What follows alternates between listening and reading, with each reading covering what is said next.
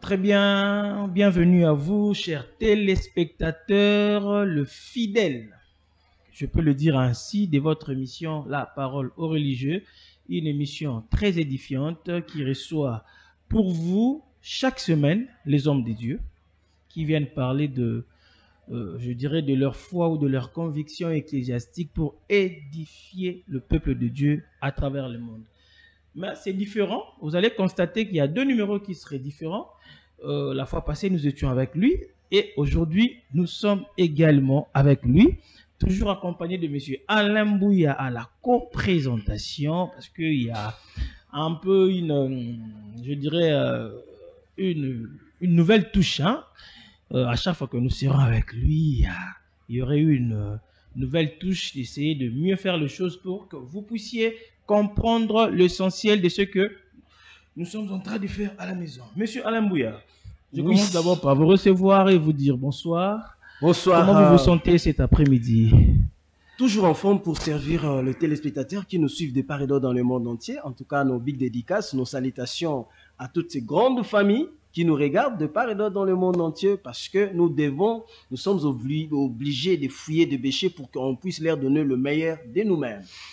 Très bien. Dès s'il vous plaît, vous devez mettre le nom. Hein. Dès que j'annonce l'invité, vous allez nous aider à mettre le nom tel que je vous ai dit tout à l'heure.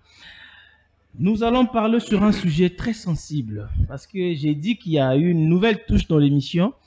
Il y a vraiment un aspect scientifique qui est entré dans l'émission ces derniers temps. Nous allons parler sur la contradiction entre les journées bibliques et les journées scientifiques en ce qui concerne la création de l'univers. La contradiction entre les journées bibliques et les journées scientifiques, je m'excuse, en ce qui concerne la création de l'univers. Selon la Bible, voilà, la création de l'univers jusqu'à la formation de l'homme, cela n'a pris que 6 jours. Là, c'est une évidence. Or, une autre explication, cela a pris 13 milliards d'années. Vous avez compris le sujet, la contradiction entre les journées bibliques et les journées scientifiques.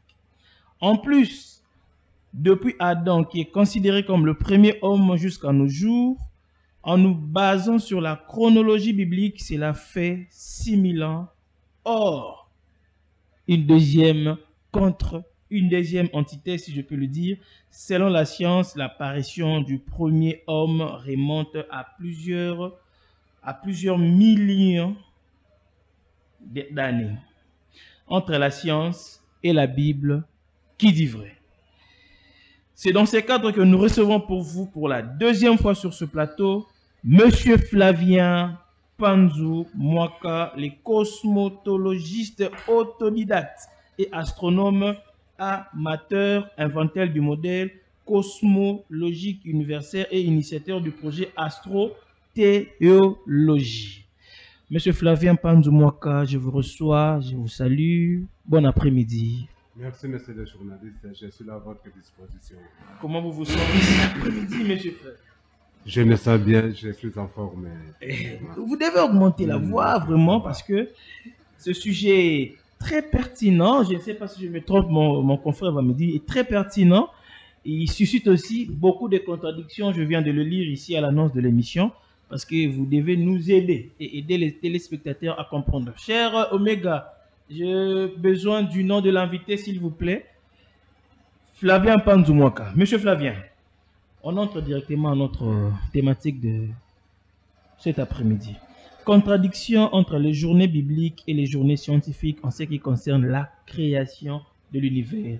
Est-ce que vous partagez l'avis d'abord qu'il y a une contradiction entre la science et la Bible en ce qui concerne les journées, si je peux le dire ainsi, la création de journées dans l'univers?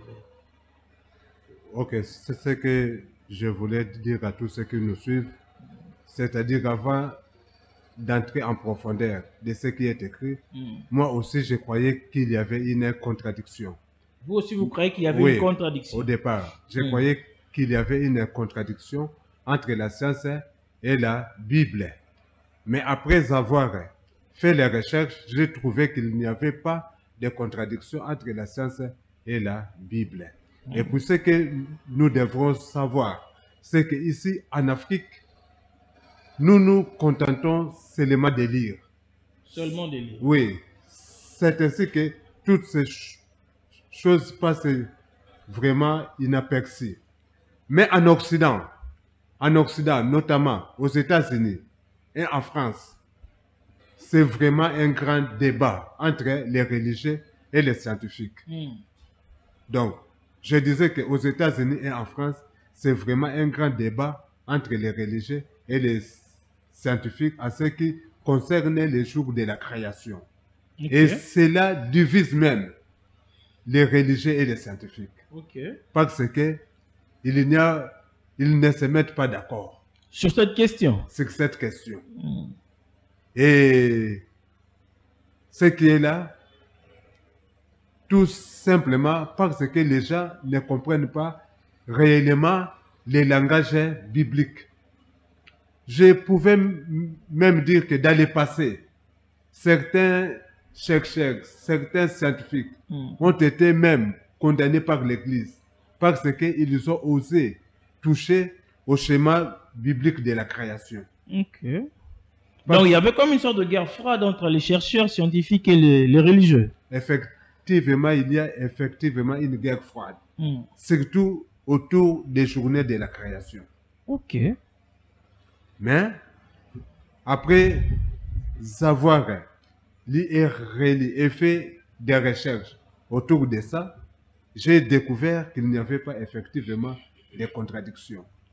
Tout d'abord, pour mieux comprendre ce schéma-là biblique de la création, vous devrez d'abord comprendre la signification des journées bibliques. D'abord, comprendre la signification de journée biblique. Effectivement. Ok. Parce que si la plupart des gens lisent la Bible d'une manière littérale et ils ne se posent pas vraiment de questions. Mais quand on se pose des questions, c'est par là qu'on pouvait aussi voir qu'il y a des contradictions avec la science. Tout comme vous venez Donc, de je le n'ai pas dire. compris. Si on lit la Bible de manière littéraire, oh non, si on lit la Bible en profondeur, nous allons constater qu'il n'y a pas de contradiction avec la science. Ou il y a des contradictions avec la science? Non, c'est-à-dire que vous puissiez lire avec profondeur ou non, ou même si vous lisez littéralement, Ok. vous allez toujours aboutir à des contradictions. Toujours à des contradictions. Oui, et ces contradictions ont demeuré jusqu'à ce jour. Dans le monde entier. Dans le monde Ces entier. ces contradictions-là ont demeuré jusqu'à ce jour, que ce soit aux États-Unis, en France, disons qu'en Occident, jusqu'à ce jour, ces contradictions persistent. Ok. Il a fallu l'avenir du modèle cosmologique universel. Pour Donc, éclaircir oui, qu'il n'y a pas eu de contradiction. oui, donc il a fallu l'avenir du modèle cosmologique universel dont je suis l'inventaire Ok. pour qu'il vienne lever l'équivoque Ok. autour des journées bibliques. Donc, en quelque sorte, les gens qui nous suivent, qu'ils sachent que c'est moi qui est venu résoudre ces problèmes Résoudre dans le monde entier. Dans le monde entier, pour Voilà. qu'il n'y ait plus de guerre. Voilà. Confrère Alain, monsieur Flavien a dit aux temps anciens, il y a eu, bon, moi j'ai qualifié ça de guerre froide entre les scientifiques et les religieux. Il y a eu toujours des contradictions. Là, il a soulevé un point. Il a dit qu'il faut d'abord comprendre la signification de création de journée biblique. Avant de lui poser cette question, si vous avez une question de relance posée comme ça, moi je veux...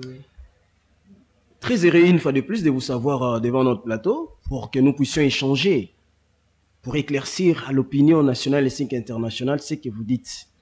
Lorsque vous dites que le modèle cosmologique universel, c'est ce modèle qui approuve la nécessité entre la Bible et la science. Alors que la Bible ne nous donne pas certaines précisions, ne nous donne pas de formules chimiques ou physiques qui peuvent nous permettre à bien décortiquer la création. Alors, vous voulez nous dire que vous êtes un penseur ou vous êtes un chercheur ou vous êtes qui? Parce que il faudra approuver vos compétences de recherche que vous venez de dire par rapport des sources. Des sources. Quelles sont les sources que vous avez utilisées? Parce que nous savons, il y a plusieurs sources. Mais quelles sont les sources que vous avez utilisées? Vous avez nécessairement lu la Bible et peut-être que vous avez utilisé les livres sacrés, c'est-à-dire la Bible et les Torahs. Vous vous êtes limité là ou peut-être vous êtes allé là où se sont passées ces choses pour nous dire ça, ou bien vous voulez vous faire un nom seulement? Donc, monsieur Alain veut juste comprendre les sources utilisées pour que vous puissiez nous dire ça. Et moi, j'ajoute une question, de nous donner la signification de journée de création biblique. Vous avez ces deux petites questions. Vous avez 5 minutes pour répondre. Oui, effectivement, en ce qui concerne la source, c'est que vous devrez savoir que dans le schéma biblique de la création, on raconte comment l'univers a été créé. Or, la science qui étudie comment l'univers a été créé, cette science, ça s'appelle la cosmologie. Donc, la branche scientifique qui étudie comment l'univers a été créé, ça s'appelle la cosmologie. Or, dans le schéma biblique de la création, on a laissé ça aux religieux, aux théologiens. Il a fallu qu'un cosmologue, puisse jeter un regard. Et en jetant un regard dans ce schéma biblique de la création, c'est par là maintenant qu'il a découvert que ce schéma répond effectivement aussi à la cosmologie. Ce n'est pas tous les cosmologues qui ont pu faire leurs recherches autour de ce schéma. Je suis le premier. Donc, la source aussi, je comprends bien, c'est votre domaine de prédilection, la cosmologie. Cosmologie. Vous avez jeté l'œil dans le schéma biblique de la création pour comprendre tout ça. Effectivement. Pour comprendre tout ça. Donc, en utilisant seulement les deux méthodes. En fait, vous avez seulement utilisé la Bible et les Torahs. Vous êtes limité, alors qu'il y a plusieurs écrits qui effectivement, il y a, pour arriver à déchiffrer certaines choses, ça demande vraiment beaucoup de connaissances. Voyez-vous, quand vous prenez seulement le schéma biblique de la création, pour comprendre ça, du 1er au 6e jour, vous devrez avoir la connaissance de toutes les disciplines scientifiques. Vous devrez effectivement avoir la connaissance de toutes les disciplines scientifiques. Ce qui fait que pour que j'arrive à comprendre ça, il a fallu la cosmologie, la théologie, et puis dans la théologie, il y a une branche importante qu'on appelle les principes de la création, qui a pour auteur le révérend Dr Samia Oumoun. Donc c'est à travers lui que je suis aussi arrivé à déchiffrer certains messages, certains versets bibliques. C'est une autre source. Effectivement. Nous avons... Maintenant, répondez à la question, l'explication de journée de la création biblique. Ok. En ce qui concerne les journées de la création biblique, alors d'abord, qu'est-ce qu'on attend par une journée? Aujourd'hui, quand on dit une journée, on voit d'abord, scientifiquement, on voit d'abord le soleil et la terre. On voit tout d'abord le soleil et la terre. J'ai dit que les mouvements, ou bien la rotation de la terre, donc, les mouvements de la terre autour de lui-même, on appelle ça rotation.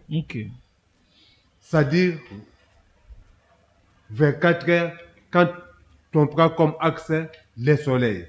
Et c'est ça qui forme effectivement la journée.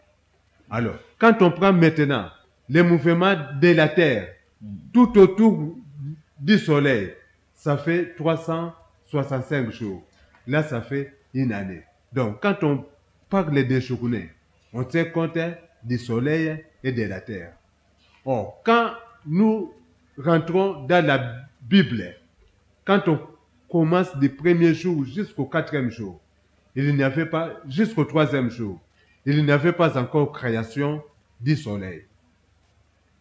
Donc, c'est pour dire que les notions des jours dans la Bible, c'est très différent avec nos notions des jours.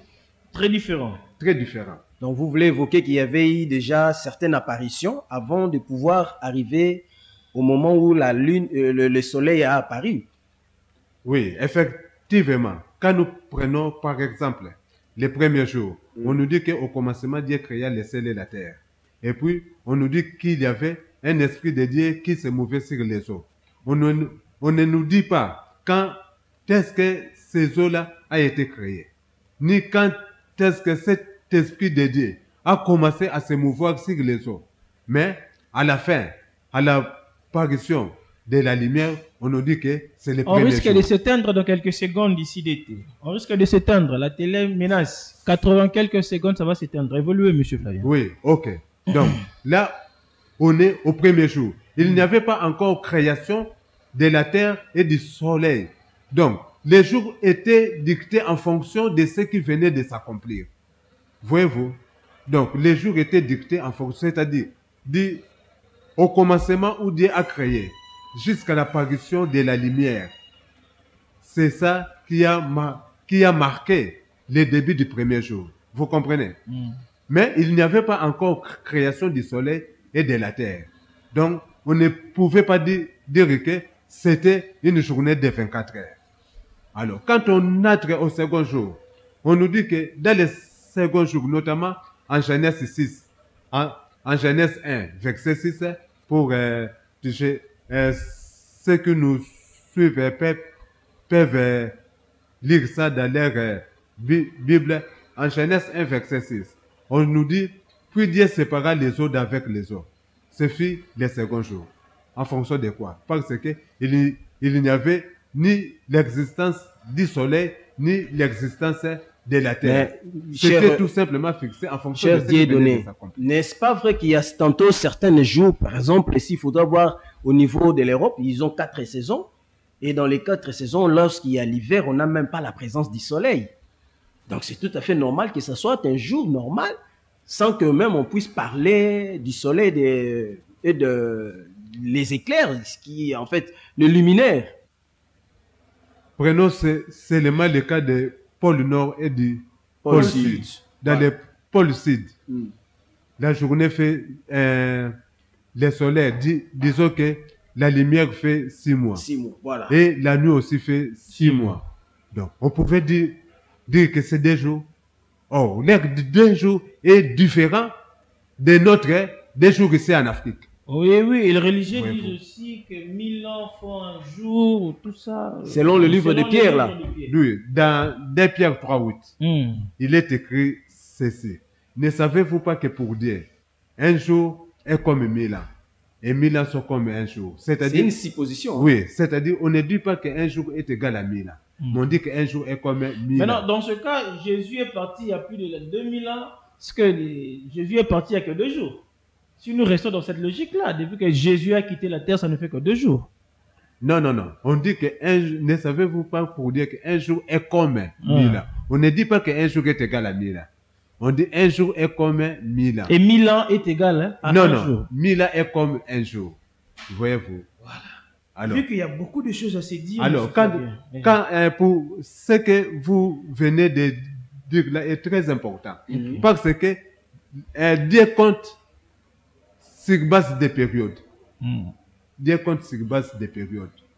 Donc, depuis que Jésus-Christ est parti, s'il y a encore quelque chose de très providentiel, de très important, qui vient de se manifester spirituellement, on pouvait dire que depuis que Jésus est parti jusqu'à tel événement, il n'y a qu'un jour. Là, c'est quand on est dans le langage spirituel. Mais quand on entre dans le langage physique, ça devient différent. Dans le langage physique maintenant, là, c'est la science qui intervient pour vous dire effectivement les contenus des jours. Donc, dans l'explication, si je comprends bien, Oui. les explications sont différentes. Il y a une explication terrienne, terrestre que je peux dire par rapport à la manière dont nous fonctionnons ici, de lundi, mardi, etc. Ouais. Et il y a aussi une autre explication dont vous avez évoqué, Genèse 1. Je ne sais pas, si je n'ai pas compris. Oui, oui, effectivement, vous avez raison. Les explications sont très différentes. Très différentes. Dieu dit les nombres des jours en tenant compte des objectifs qu'il poursuit. Voilà. Ok. Donc, pour la création de l'univers, il y a eu 6 grands objectifs. Voilà. Maintenant, Oui. là, nous avons compris. Monsieur Flavien, moi, je n'ai pas beaucoup de questions aujourd'hui. Je ne sais pas si le confrère en a. Moi, je vous laisse le temps de nous expliquer ce que vous en savez sur la création de journées bibliques. Ok. Là, je reviens d'abord au premier verset qui nous dit que au commencement, Dieu créa les cieux et la terre. La terre était informe et vide. Il y avait un esprit de Dieu qui se mouvait au-dessus des eaux. Puis Dieu dit que la lumière soit et la lumière fut. Dieu sépara la lumière avec les ténèbres, puis ce fut les premiers jours. Voyez-vous, ce que moi j'ai dit à tous ceux que nous suivons, que ces journées-là n'ont rien à voir avec nos journées de 24 heures. Explique-nous. Donc, ces journées-là n'ont rien à voir avec nos journées de 24 heures parce que nos journées de 24 heures sont fixées en fonction du mouvement de la Terre autour du Soleil. Or, dans ces premiers jours-là, il n'y avait pas création de la Terre et du Soleil. La Terre et le Soleil, ça n'existait pas. Alors, quand on passe au second jour, on nous dit que Dieu sépara les eaux d'avec les eaux. Là aussi, il n'y avait pas création de la Terre et du Soleil. Donc, c'est pour dire que le deuxième jour aussi, ce n'était pas une journée de 24 heures. Quand on arrive maintenant au troisième jour, on nous dit que en séparant les eaux d'avec les eaux, avec les eaux dit dessous, la terre émergea. Là, c'est le troisième jour. On dit qu'avec les eaux dit un autre objectif. Voilà. Avec les eaux dit dessus, la terre émergea. C'était déjà l'accomplissement du troisième objectif dédié. Et on qualifie ça de troisième jour. Mais scientifiquement, ce n'était pas nos journées de 24 heures. Et puis, on arrive au quatrième jour. Au quatrième jour, on nous dit maintenant, avec les eaux dit dessus, Dieu fit les liminaires. Les liminaires, c'est-à-dire tout ce que nous voyons dans le ciel qui brille. Et puis, la Bible précise bien, c'est fait en fait que l'homme puisse commencer à vérifier les jours, à compter les jours. Voyez-vous. Or, les premiers jours, les deuxièmes jours et les troisième jour, il n'y avait pas de liminaires. Donc, ce n'était pas des journées de 24 heures. Donc, par liminaire, qu'est-ce que vous voulez nous dire? Explique-nous un peu les liminaires. Pour que le téléspectateur sache que le liminaire, c'est quoi là? Les liminaires, liminaire vient du mot lumière. Voilà. C'est-à-dire tous les astres qui brillent dans le ciel. Le soleil, la lune, les étoiles, tout ce que nous voyons. C'est ça qu'on appelle les liminaires. On nous dit que ça a été créé le quatrième jour, en fait que l'homme puisse maintenant commencer à tenir compte du temps. Voyez-vous? Donc l'homme a commencé à tenir compte du temps après le quatrième jour. Voilà, après le quatrième jour. Donc c'est pour dire que les journées de la création n'ont rien à voir avec nos journées terrestres ici, je dirais de 24 heures. Voilà, de 24 heures. Voyez-vous? Alors maintenant, quand les scientifiques ont fait leurs calculs, ils ont découvert que à partir de l'origine jusqu'à nos jours aujourd'hui, ça n'a pas fait 6 jours, mais ni 6 000 ans, mais ça fait plus de 13 milliards d'années. Les scientifiques ont dit que ça fait plus de 13 milliards d'années. D'après les calculs scientifiques. Alors que dans les objectifs bibliques, ça nous montre que ça fait 6 000 ans. 6 000 ans. À raison de un jour ou un objectif à 1000 ans.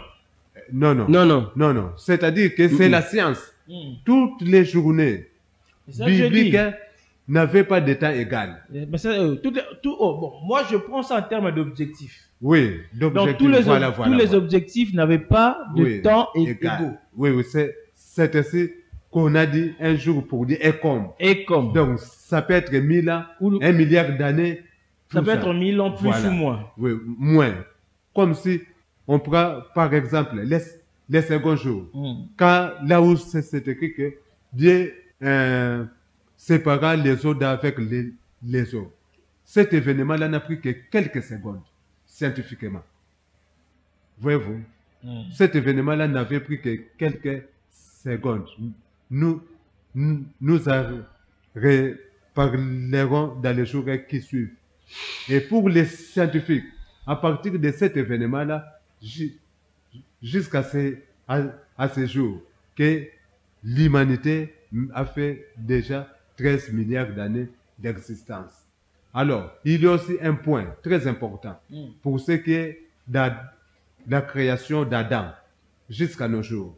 Okay. Quand nous allons dans Luc 3, versets 23 à 38. Luc 3, verset 23 à 38. Oui, Je vais le oui, lire. c'est beaucoup, hein. Luc 3, verset à 38. Si il peut résumer carrément ce qui est Je peux écrit. résumer. Bon, Oui. vous pouvez évoluer. Oui, Luc 3, verset Moi, à je vais 38. vérifier ici. Oui, par exemple. lis seulement verset 23. Seulement. Luc Oui, 3, hein, verset 23. Luc 3, verset 23. Hein, Voilà. Jésus avait environ 30 ans lorsqu'il commença son ministère. oui, Étant comme on le croyait, fils de Joseph, fils d'Élie, H-E-L-I. ok. Voilà. Maintenant, dernier verset. Dernier verset. Le 38. 38. Hmm. Oh là là. Fils d'Enos, Mm. fils de Seth, fils d'Adam, fils de Dieu. Effectivement. Donc, Luc 38 prend tous les ancêtres de Jésus-Christ jusqu'à Adam. L'histoire de tous ces ancêtres-là, ça se retrouve dans la Bible. La généalogie de Jésus. Oui. Quand les théologiens ont fait les calculs de tous ces ancêtres-là, ça fait à peu près 400 000 ans. 4 000 ans. 4 000 ans, oui. Même dans les livres des témoins de Jéhovah, c'est repris, c'est 4 000 ans. Parce que les témoins de Jéhovah aussi analysent aussi la De Bible, manière scientifique. parfois scientifiquement. Ça fait effectivement 4 000 ans. D'Adam jusqu'à Jésus. Ok. Et quand vous prenez de Jésus-Christ jusqu'à notre ère, ça fait 2000 ans. Ça fait 2000. Oui, quand vous les mélangez, ça fait 6000 6 000 ans. ans. Ce qui fait que, bibliquement, on pouvait dire que lors de la création du premier homme, jusqu'à aujourd'hui, ça fait 6000 ans. 6 000 ans.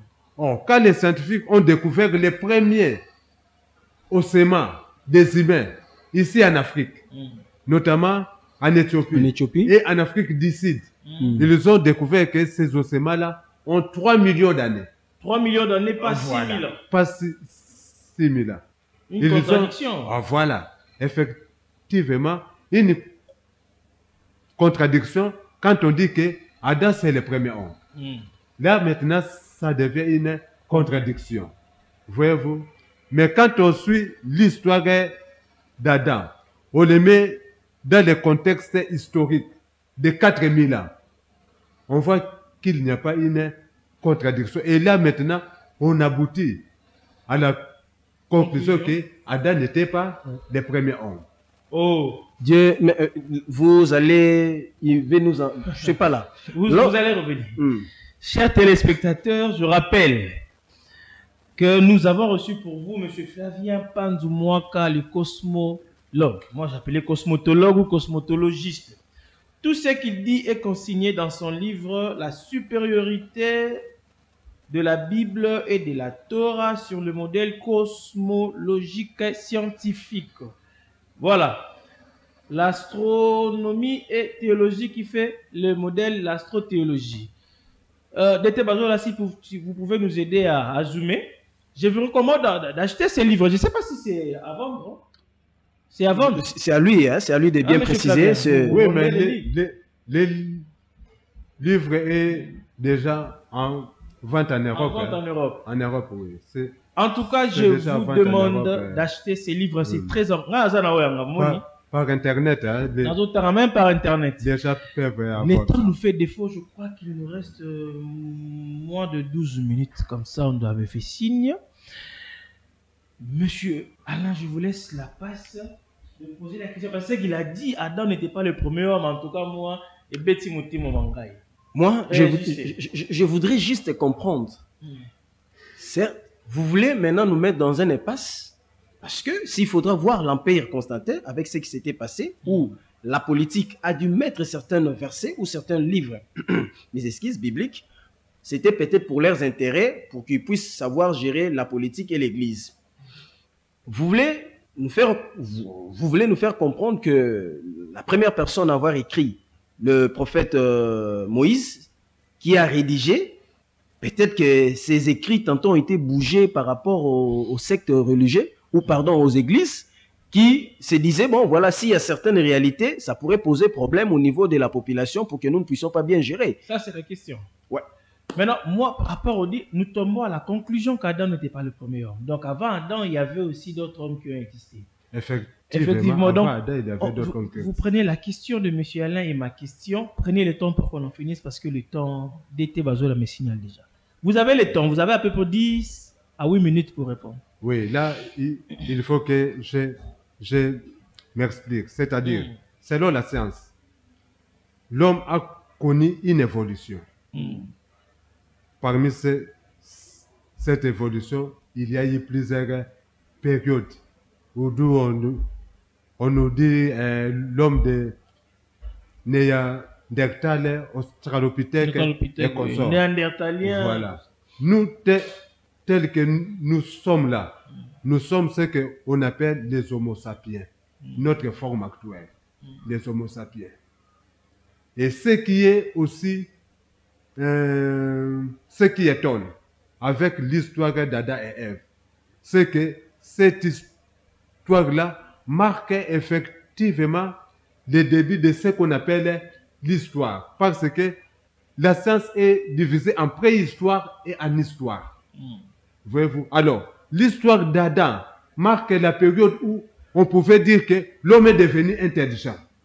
Parce que Dieu ne pouvait travailler qu'avec les hommes donc, intelligents. Seulement à l'époque d'Adam qu'on pouvait déclarer que l'homme est intelligent. Voilà. Je dirais après le 4e. C'était la période qu'on appelle néolithique. Okay. C'est dans cette période-là que l'homme a appris à cultiver et à élever les animaux. Et c'est dans cette logique qu'on dit que Adam est le premier homme. Voilà.